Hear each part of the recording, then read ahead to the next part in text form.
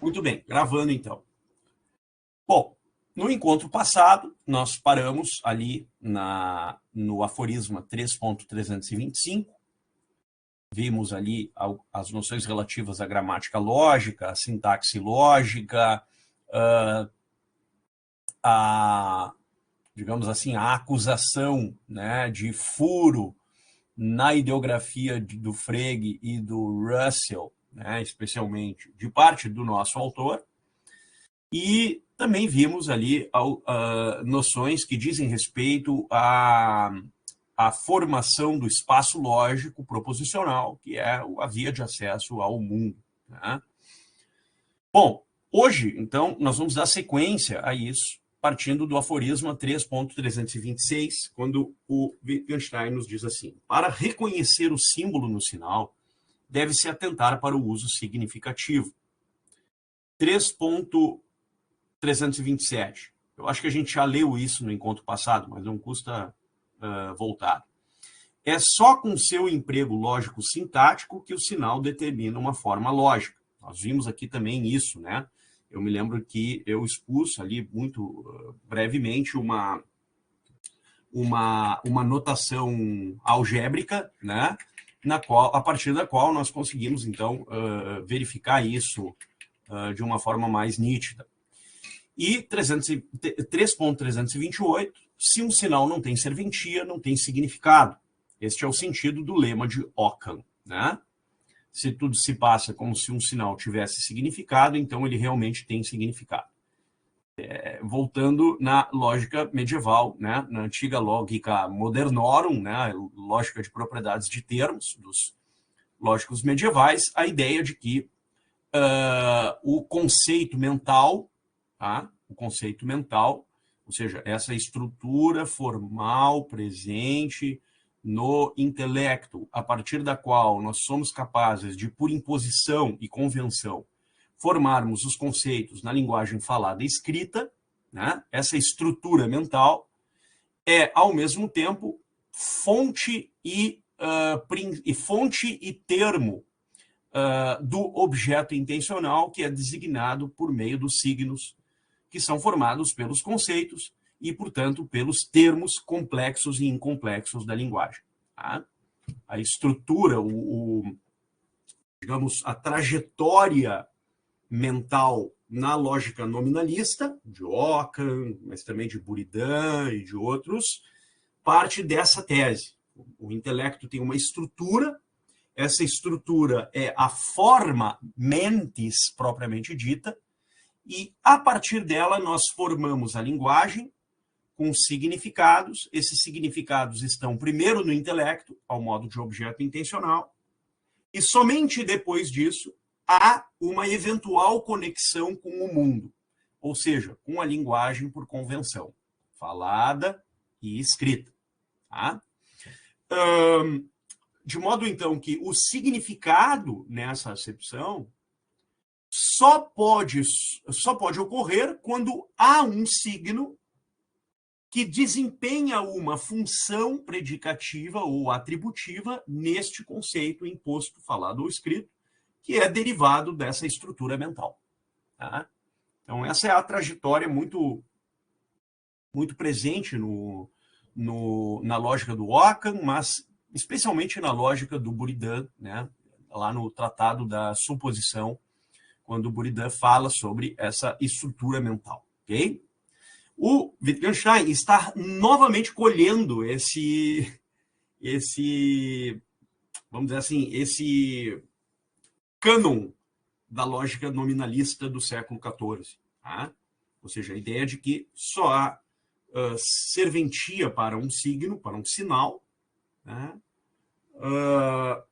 Quando ele tem significado, e só há significado quando ele tem serventia. Logo, ele só é um signo com significado se ele desempenha uma função.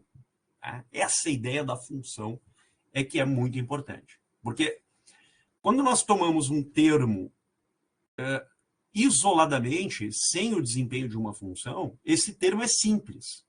Tá?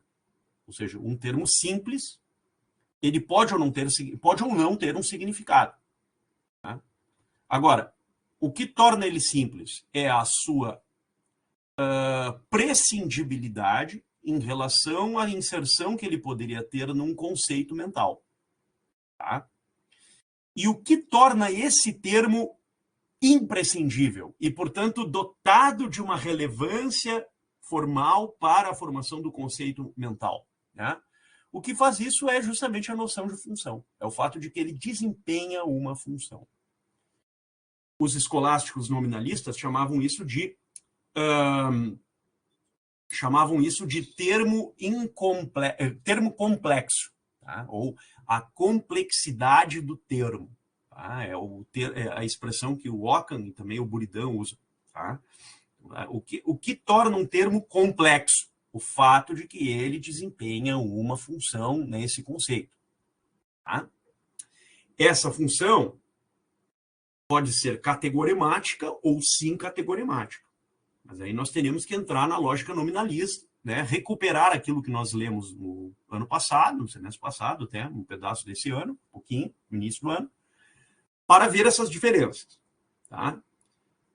E não dá tempo de fazer isso agora, então nós temos que avançar. Teria muito a se dizer sobre isso, né, no âmbito do tratado da suposição da suma dialética, né, do Buridan, onde ele desenvolve essa noção. Tá? Muito bem, então 3.328, se um sinal não tem serventia, não tem significado, esse é o sentido do lema de Ockham. Okay? Se tudo se passa como se um sinal tivesse significado, então ele realmente tem significado. Tá? É muito interessante notar que o Wittgenstein, veja o gênio Wittgenstein, né? Isso aqui é coisa de gênio, quer dizer, num aforisma desse tamanho, ele consegue sintetizar toda uma, digamos assim, um background de investigação lógica que tem pelo menos 300 anos, tá? Que vai ali, sei lá, de Anselmo, tá? até Lorenzo Valla, né? Um dos mais relevantes escolásticos, um dos mais relevantes lógicos do Renascimento. Então, a gente pega ali 300 anos, tá? de Idade Média, final da Alta Idade Média, início da Baixa Idade Média, quase toda a Baixa Idade Média, e numa frase, né, se pode sintetizar a lógica desse período. Essa frase está aqui no aforisma 3.328. Se tudo se passa como se um sinal tivesse significado, então ele realmente tem significado. Tá? Porque dentro disso, nós poderemos discutir os termos retos no silogismo demonstrativo, os termos oblíquos no silogismo demonstrativo e dialético, tá? Os termos retos e oblíquos no silogismo oblíquo, tá? Que traz uma série de outras regras que o mero silogismo reto não contempla, e as regras do silogismo oblíquo. Ou seja, quando você tem um termo oblíquo, o que é um termo oblíquo? Um termo que tem múltiplos significados implícitos. Tá? Então, necessariamente, você tem uma abertura relativa e discreta, portanto, para a acepção semântica ou referencial deste termo. Diferentemente de um termo reto que tem um único objeto designativo e, portanto, um sentido uniforme. Tá? No termo oblíquo, não. Você tem muitos. E eles são incontáveis. Por exemplo, quando... Sei lá, vamos pegar um exemplo. Eu uso um quantificador, tá, dentro de uma proposição. Alguns, sei lá, porto-alegrenses são torcedores do Grêmio. Tá? São todos porto-alegrenses? Não. São alguns. Mas nós sabemos exatamente quem são esses alguns que preenchem esse conjunto? Não. É indeterminado. Então, nós temos que ter uma regra por relação. E essa relação, né, não é nada apelativa, mas ela é distributiva, no sentido de que ela vai contar com inúmeras distribuições indeterminadas para diferentes individuais. Tá? Esse era o modelo básico da lógica nominalista de se pensar. Tá? O Ockham Eu não sei o quão ele conheceu os lógicos nominalistas. Não saberia, desculpe, o Wittgenstein. Eu não saberia dizer o quão o Wittgenstein estava ciente, tá, das obras dos lógicos nominalistas. Bom, ele foi professor em Cambridge, na Inglaterra, então com certeza ele ouviu isso. Assim como o Russell, com certeza esses caras ouviram, porque basicamente, digamos, a lógica medieval, né, se resume a ser uma lógica inglesa e uma lógica parisiense, uma lógica de Oxford e uma lógica de Paris, que eram também de Pádua, um pouco mais tarde, mas Oxford e Paris eram os dois principais centros no século XIV de estudo da lógica, né, e de produção intelectual nesse âmbito do saber. Então, eu realmente não sei o quão o Wittgenstein conhecia esses autores, mas que, de fato, neste aforisma, ele sintetiza, em ampla medida, a lógica nominalista, isso é inegável. Isso é inegável. Tá? Bom, Carlos, por favor. Começar já a atrapalhar um pouquinho aqui. Não atrapalha nada, por favor. Aqui a gente está para isso. Professor, eu estou com uma confusãozinha terminológica aqui, que é sobre a diferença entre as palavras do alemão Bedeutung e Sinn, que seriam, acho eu, que se traduzem por significado e sentido. Para ver que elas são diferentes. Pelo que eu entendo, o nome é um signo que tem significado, mas só a proposição tem sentido. Agora, aí eu me confundi um pouco ao ler aqui o 3.3, porque ele diz o seguinte: só a proposição tem sentido e é só no contexto da proposição que o nome tem significado. Aí eu me perdi, porque eu achava que o nome poderia ter significado mesmo fora da proposição. Pois é. Então, nós somos impelidos a isso. E aqui é uma questão de fronteira do Wittgenstein, da filosofia analítica do século XX, com a lógica dos nominales. Então, vamos começar. Tem muitas pessoas preferem responder a partir dos conceitos, fazendo uma genealogia dos conceitos. Eu prefiro responder com a genealogia dos conceitos dentro da cronologia, porque eu acho que é mais intuitivo no nosso modo habitual de se pensar. Por isso que eu prefiro esse método. Tá?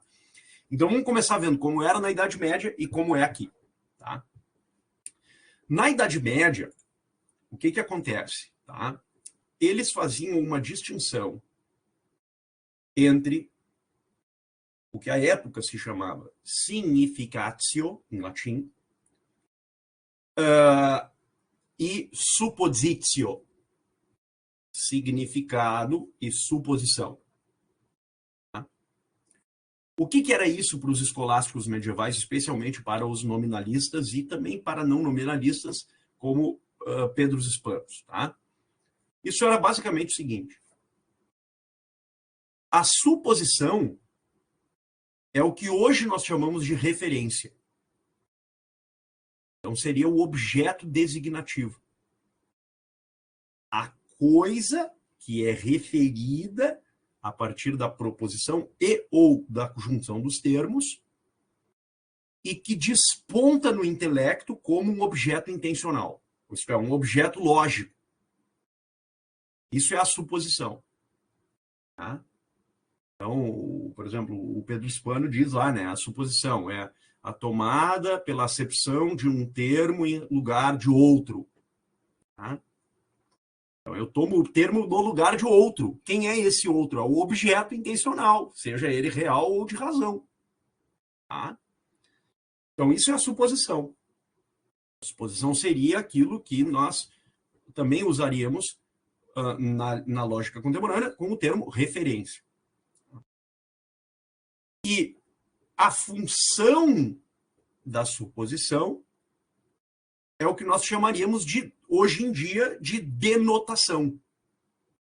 Uma denotação é a função da referência, é o mecanismo mediante o qual nós referimos, a partir de termos e de suas respectivas junções, um objeto designativo. Outra coisa, nos medievais, é a significatio. O que é a significação para os lógicos medievais? A significação é o modo de apresentação. O modo de apresentação é a maneira como eu apresento um enunciado. Na época, eles não faziam distinção entre proposição e enunciado, como nós fazemos hoje. Na época, era a mesma coisa. Tá? Então, para os medievais, a significatio é o modo como eu apresento o enunciado e, portanto, o modo como eu conoto a referência. É o que a gente chamaria hoje de conotação. Conotação é uma maneira mediante a qual eu postulo o enunciado e, portanto, né, apresento de uma determinada maneira aquela sentença, aquele conceito que vai, portanto, designar o objeto. Tá? Por exemplo, eu posso apresentar uma determinada situação de diferentes maneiras. Né? A começar, por exemplo, pelos aspectos, sei lá, afetivos, emocionais envolvidos em quem eu faço. Né? Isso tudo é significatio. O cara pode apresentar, sei lá, descrever uma situação, né, rindo, com raiva, de diferentes modos. Né? E isso tudo está no âmbito da conotação. No âmbito contemporâneo, na filosofia analítica contemporânea, né, todavia, então, só para ficar claro, lá na lógica medieval, sentido e significado eram a mesma coisa, basicamente. Por quê? Porque sentido era o olhar objetivo que se dava para o conceito, tal como manifesto, enquanto modo de apresentação. É como se eu recortasse o conceito e eu visse, então ali tem o sentido. E o significatio era o modo como externamente eu observo isso e como isso apela para outras causas, por exemplo, para as emoções, etc. Por isso a importância desse estudo específico da significação no âmbito da retórica clássica, por exemplo, né? Ou da dialética mesmo. Então, os medievais tinham essa maneira de ver. Claro, isso aqui tudo de maneira resumida. Na lógica atual, contemporânea, por outro lado, se faz uma distinção entre sentido e significado. Significado não é nem a referência, porque a referência é o objeto designativo, o objeto intencional. No empirismo lógico, é o ser físico. Tá? Mas na lógica do Frege, é discutível isso, porque os seres racionais, por exemplo, entram aí. Né? A gente não poderia prescindir deles. Tá? Então, uma coisa é a referência, outra coisa é o sentido e outra coisa é o significado. Qual a diferença entre sentido e significado?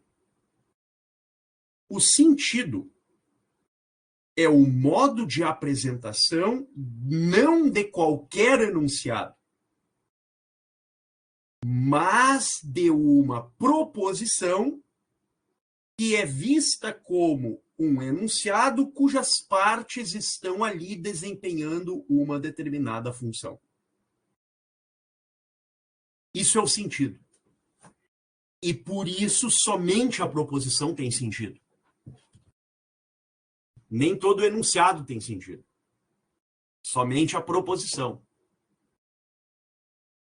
Percebe? Por isso, voltando lá no início das leituras do Wittgenstein, uma proposição com ou sem sentido.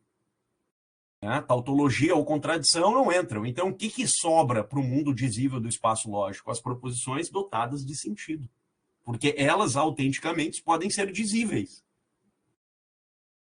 Tá? Agora, veja, tudo que é dizível supõe alguém que diga e alguém que receba. Quer dizer, quando a gente olha para o sentido da proposição, a gente olha para a proposição suspensa no ar. Só que essa proposição suspensa no ar, ela desempenha inúmeras funções significativas em diferentes contextos que envolvem diferentes comunidades de interlocutores. Quando a gente sai disso para este outro âmbito, a gente sai do mundo do sentido para o mundo do significado. Então, é como se o mundo do significado estivesse entre a referência e o sentido, vamos dizer assim. Ele paira, suspenso no mundo cognoscível, entre duas dimensões diversas. Uma, interna corporis na proposição, e a outra, extrínseca. Porque condiz com o mundo referencial, o mundo dos objetos intencionais designativos. E o significado corresponde a esta contextualização. Por isso, aqui, na sintaxe lógica, o significado de um sinal nunca pode desempenhar papel algum. Ela deve poder estabelecer-se sem que se fale do significado de qualquer sinal. Ela pode pressupor apenas a descrição das expressões. Por quê? Porque sim, o sinal isoladamente tem sentido. Mas para que eu consiga vislumbrar esta descrição das expressões do significado, da proposição, eu terei de algum modo de, ao olhar para a proposição, ignorar o seu significado e concentrar-me no seu sentido e na sua referência. Quando eu me afasto do espaço lógico, e, portanto, do aspecto de sentido e referência da proposição, o que eu vou precisar? Eu vou precisar do significado. É um pouco difícil de observar isso assim de maneira tão nítida, mas a gente consegue entender melhor lendo do que tentando supor isso intelectualmente. Veja, na sintaxe lógica, o significado de um sinal nunca, o significado de um sinal, signo, nunca pode desempenhar papel algum. Claro, porque se ele desempenhasse um papel, não apenas o sentido, como também esse significado seria imprescindível para o espaço lógico. E ele não é. O espaço lógico tem uma vida autônoma em relação ao significado nesse sentido. Ou seja, quando nós observamos apenas e puramente a dimensão de função proposicional para o interno do espaço lógico. Agora, quando nós saímos do espaço lógico, essa função proposicional assume novas acepções. E nessas novas acepções está o significado. Professor? Por favor. Truco! Vamos Olha lá. só, se eu entendi, o significado está mais ligado, então, ao sentido conotativo, que é, de alguma forma, um pouco mais ligado a um sentido subjetivo. Intersubjetivo, vamos dizer assim. E aqui o senhor falou sobre a ideia de comunidade. Então, por exemplo, que entre povos diferentes tal, teriam modos diferentes de compreensão, coisa assim. Uhum. Agora, será que mais do que comunidades e grupos de pessoas, será que não está em jogo aí também uma coisa de uma subjetividade individual mesmo, e isso não tem a ver com o solipsismo do Tractatus? Esse é o grande problema do Tractatus. Porque cadê o solipsismo? Claro, se não aí? Com certeza, é uma crítica totalmente pertinente. Por quê? Porque nós não sabemos se, de fato, o Wittgenstein parte exclusivamente de uma visão intersubjetiva, puramente objetiva, puramente subjetiva, né? Ou uma visão de uma ontologia. Não há como saber. Há um mistério aqui. Claro, é possível fazer todas essas leituras. Okay? Eu procuro tentar escapar do solipsismo fazendo uma leitura do Wittgenstein na chave neocantiana. Eu acho que ela é mais plausível do que as outras e ela responde melhor a essas questões. Agora, não é certo. De modo que o solipsismo sempre vai residir ali. Ele sempre vai estar ali. Mas ele quer escapar do solipsismo? Sei lá, eu tivesse aqui vamos lá, eu tenho aqui minha hérnia de disco. Tá? E eu gosto de correr. Só que eu estou a todo momento correndo o risco de ter novamente uma inflamação e me lascar, entendeu? Mas ele quer escapar do solipsismo porque ele afirma que o solipsismo tem a sua verdade. Não sei se ele quer. Não me parece que ele quer. Pois é. Não me parece. E se ele não quer, bom, então como é que nós ficamos? Nós ficamos no impasse. Porque nós poderíamos dizer o seguinte, não, tudo bem, isso aqui se aplica a mim porque subjetivamente eu consigo encontrar sentido nessas coisas todas. Mas também alguém que dissesse, não, isso aqui só o Wittgenstein entenderia. porque só ele seria capaz de entender a si mesmo, e, portanto, isso aqui não faz nenhum sentido para qualquer outra pessoa. Também. E aí se torna uma linguagem privada. E aí se torna uma linguagem privada, e aí não tem nada de dizível. E aí Mas vai aí ser como é que, por criticado num outro segundo lado, momento. nós poderíamos justificar o fato de que toda a nossa linguagem é compartilhável? E tem esse outro desafio, né? Como é que nós seríamos capazes de mostrar que a linguagem não é compartilhável? Nós seríamos capazes de provar a sua não compartilhabilidade, o seu não compartimento? Não, não seríamos. Então, se nós não somos capazes de provar o seu não compartimento e somos capazes de evidenciar por questões até sensíveis, por experiência sensível, o seu compartilhamento, de algum modo, com limitações. Então, há um espaço, digamos, simétrico entre a primeira e a terceira pessoa. E esse espaço simétrico, de certo modo, é uma mostragem dos limites do solipsismo, do próprio solipsismo.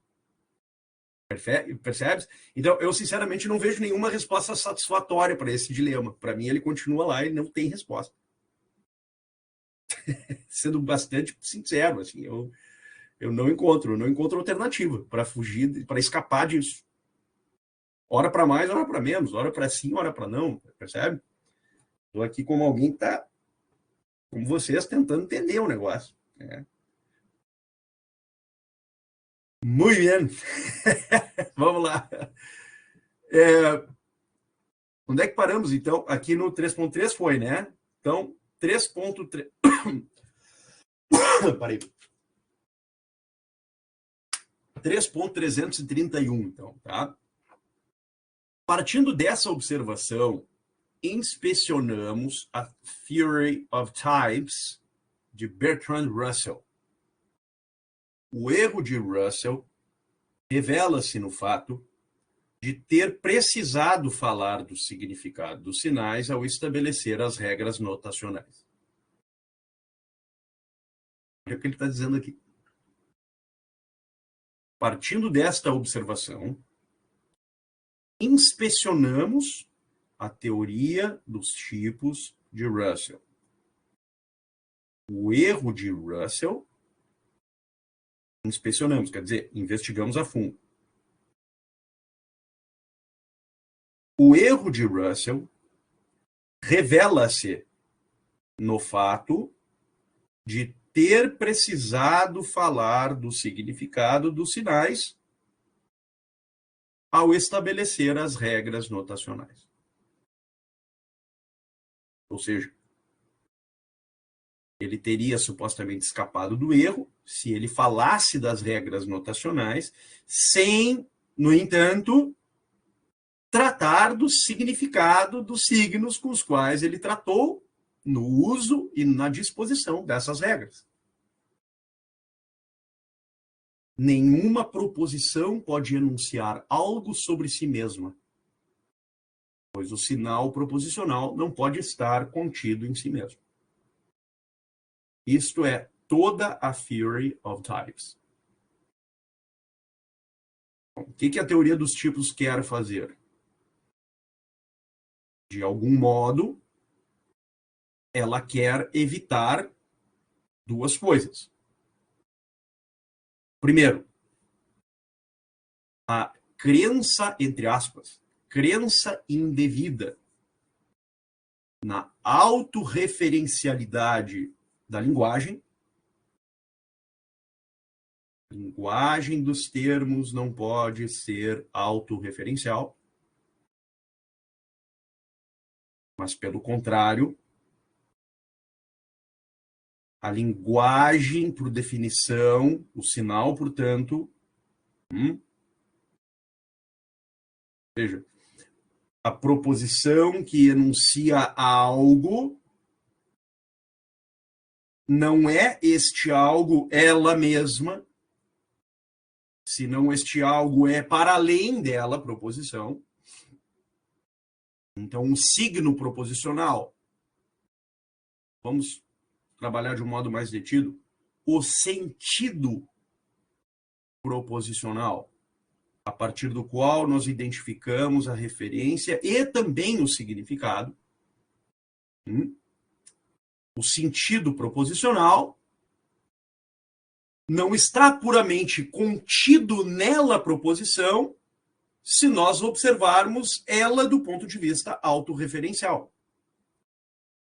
É contra isto que a teoria dos tipos se coloca, para dizer que a referência está para além da proposição. E somente assim eu posso elaborar uma teoria dos tipos, uma teoria dos conjuntos, uma teoria da referência e uma teoria do significado, mesmo que o significado possa ser um ato puramente mental, interno, ou no sentido internalista, que, aliás, é uma tendência do Russell. É uma tendência dele. É claro que a teoria dos tipos abria margem para esse tipo de discussão em razão do esforço pela fundamentação da aritmética. Uma fundamentação a priori ou uma fundamentação intersubjetiva. Vamos pensá-lo do ponto de vista social. Agora, esta fuga da autorreferência, por outro lado, dentro de uma chave puramente centrada no empirismo lógico, poderia nos apresentar inúmeros desafios, como, por exemplo, o solipsismo. Nós poderíamos novamente recorrer ao problema do solipsismo para dizer o seguinte: bom, se isso aqui é um problema de se não é um problema de autorreferência e o significado é intramental, então eu não tenho como verificar o significado na tua mente, eu não posso pegar a tua mente, abrir e entrar lá dentro. Bom, logo, então, o que acontece? Cada um tem um significado diferente para os mesmos signos. E, portanto, o que a gente chama de referência é só um arbítrio, não é nem convenção linguística, é arbitrário. Alguém disse pela primeira vez e ficou aí, ponto final. Então, como é que nós evitamos cair nos dois polos? Na autorreferencialidade pura e simples versus solipsismo. O empirismo lógico nos permite sair desse enclave? Não me parece.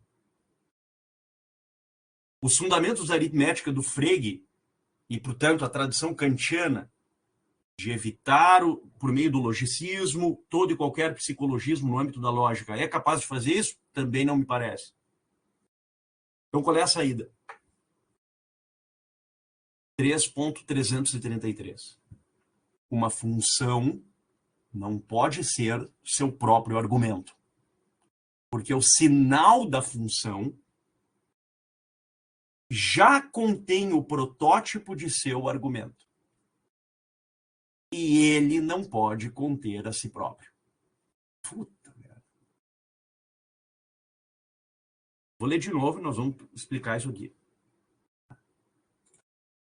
É claro que o Wittgenstein não tirou isso aqui apenas da cabeça dele.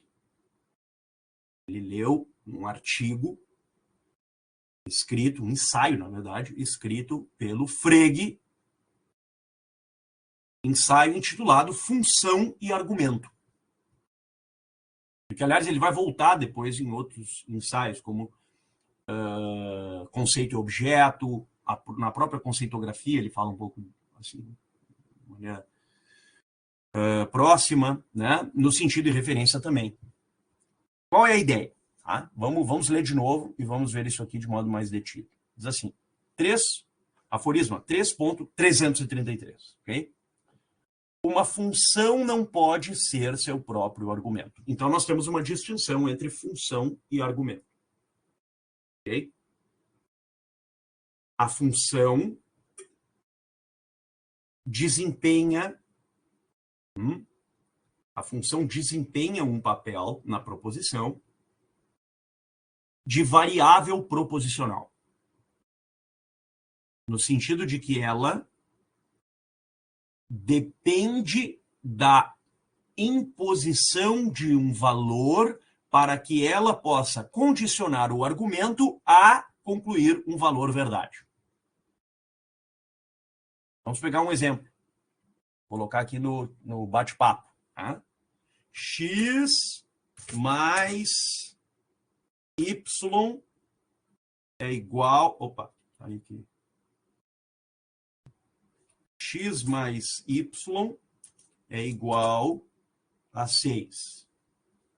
Ok? X mais Y é igual a 6. X e Y podem simultaneamente desempenhar duas naturezas lógicas: função e argumento. Quando elas se tornam um argumento? Quando elas passam a ter um valor. Então, vamos dizer que Y é igual a 3. Então, agora nós temos uma nova notação que nos diz X mais 3 é igual a 6. Ok?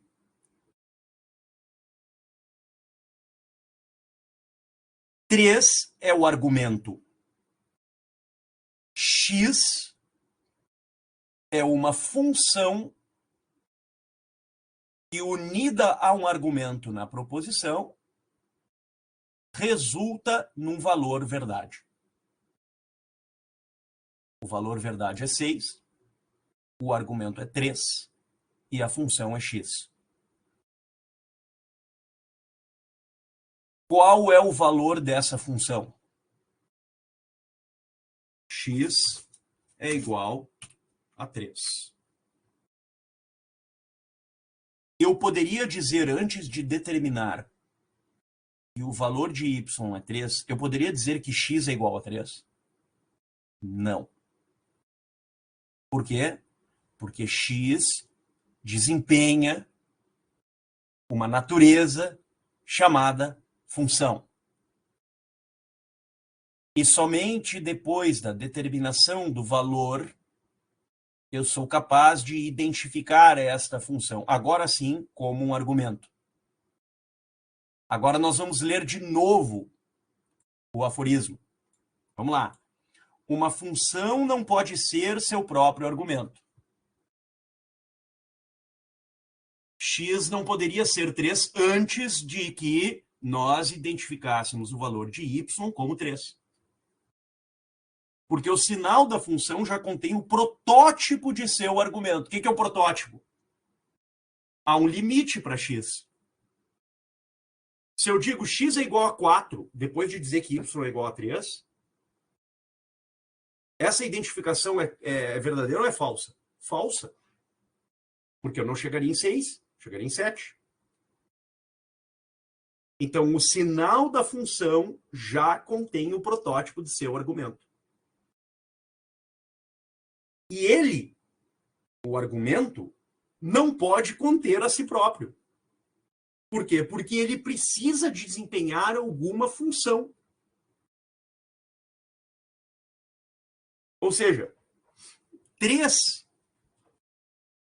para ser, digamos assim, utilizado nessa notação, ele precisa que, antes disso, eu tenha disposto o resultado, o valor de verdade nessa notação como 6, que y seja 3 e que exista uma variável que desempenha uma função proposicional, dentro da qual eu insira o valor 3. Ou seja, eu não poderia dizer que x é igual a 4 e não poderia dizer que 3 poderia não ser x. Dentro dessa notação, de novo. Marcos, professor, dizer que a ética pressupõe uma tese antropológica se encaixa no sentido desse aforismo ou não? Difícil definição, Marcos. É muito difícil responder essa tua pergunta. Eu diria que para o primeiro Wittgenstein, não. Eu diria que para o Wittgenstein do Conferência sobre Ética também não. Mas o final do Wittgenstein foi muito conturbado. E há depoimentos de pessoas que conviveram com ele de que ele teria mudado bastante a sua visão de mundo, né, ao final da vida. Isso atestam alguns que conviveram com ele. E dentro desse Wittgenstein, não mais autor, mas o Wittgenstein pessoa no final da sua vida, a minha resposta seria não sei, mas talvez sim. Agora, dentro do esquema do Tratados Lógico-Filosóficos, não. Com certeza não, porque a ética pressupõe uma dimensão normativa, né? E aqui o pano de fundo é descritivo proposicional, Marcos. E só aí a gente já encontra inúmeros desafios, inúmeras limitações para o projeto de uma filosofia analítica da ética, né? Hoje, existem inúmeras teorias de ética normativa que tentam escapar disso, da chamada assim, falácia naturalista, ou lógica também, né? Existem vários projetos, aliás, alguns bem interessantes, bem sucedidos até. Uhum. Agora, digamos assim, o vício redibitório persiste, ele continua lá. Tá? A não ser que nós tomássemos como premissa uma outra concepção de razão para além da razão proposicional. Percebe-se?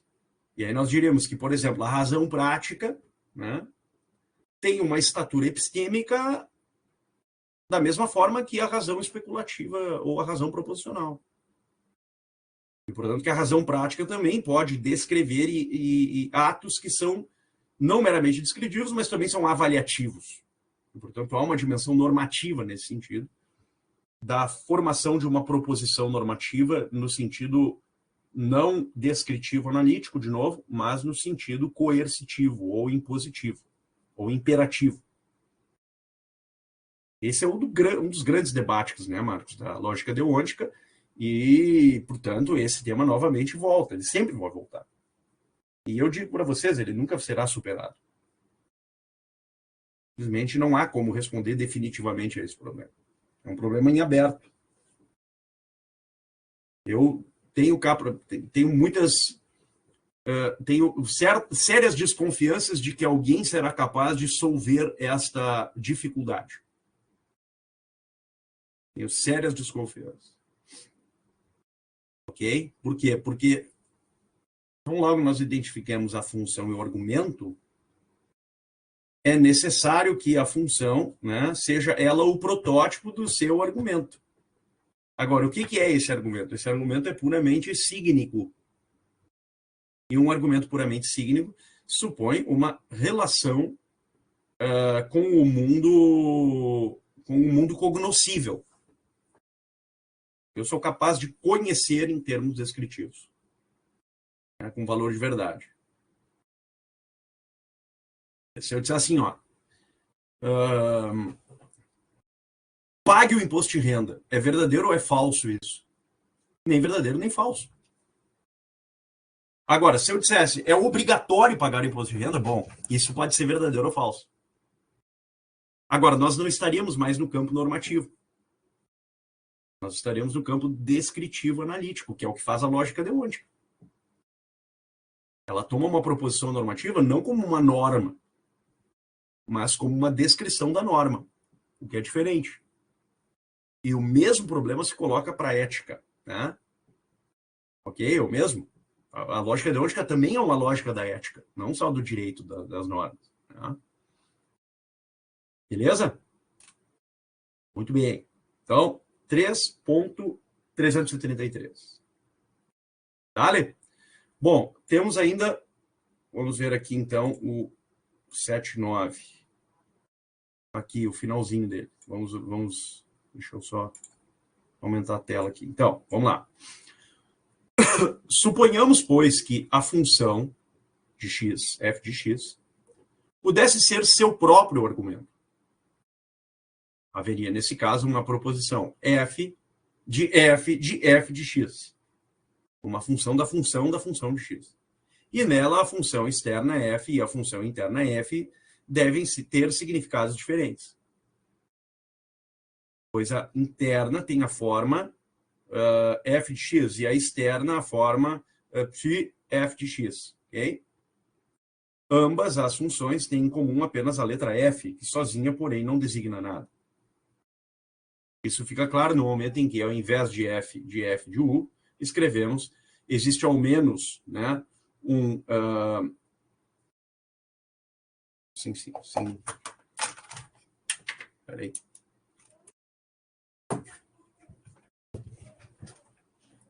Existe ao menos... Eu realmente não consigo ler esse signo aqui. Alguém consegue me ajudar? Esse para mim tá meio borrado. Enfim, existe... Vamos supor que isso aqui seja a letra... Eu não consigo ver. Mas ômicron, talvez, tá? Professor, em alemão não está mais claro ali o signo? Tá mais claro. Psi, né? É isso? É psi, né? Eu acho que sim. É. Então, existe ao menos um psi tal que a função de u, né, vezes u igual a f de u. Liquida-se assim o paradoxo de Russell. Ok? Bom, o que eu vou fazer? Tá? Eu quero voltar nessa questão do paradoxo com vocês, tá? Porque isso aqui pode parecer bastante nítido do ponto de vista linguístico, mas não é nada nítido do ponto de vista da lógica matemática. Tá? Então, na semana que vem, como a gente já está aqui com 5h56, eu quero voltar com vocês nessa questão do paradoxo de Russell para a gente ver o porquê que isso aqui liquida o paradoxo de Russell. Ok? Beleza? Muito bem. Deixa eu parar então a gravação.